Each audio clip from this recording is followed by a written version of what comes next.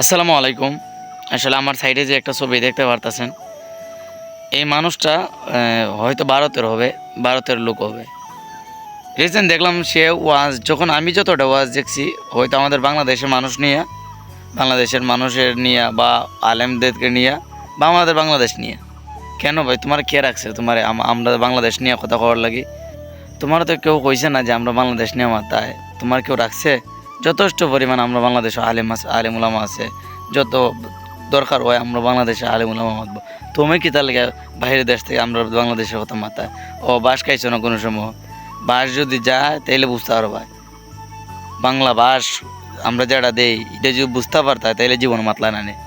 আর তোমার বাংলাদেশ ইন্ডিয়ার ভারতের মধ্যে তো মুসলমানটা বাইরিয়া একবারে দাঁচাইলিছে কয়েকদিন আগে, দেখলাম না তো কোনোদিন মারতে? কোনোদিন তোমার এই জবান দিয়ে মারছো নি জীবনে, কইতে পারবানি ও মাতলে বইরা দিব? ভারতের মানুষেরা বইরা দিব এলে মাতো না। বাংলাদেশের মানুষের কিছু হয় না দেখে টার পাও না লিগা বুঝবাই যেখালা বাস যাইব, তাইলে বুঝবাই এই সময় ভালোই যাওগা। ভালো ইয়া নিজের দেশের ওয়াজ করো, মানুষের বুঝাও, মানুষের ইসলামের পথে আনো, তাইলে মানুষ ভালো হইব। ই বাংলাদেশ লিয়া আর আলেমুল আমার লিয়া তুমি মাইতো না, তোমার সবাই এমনি মায়া করে।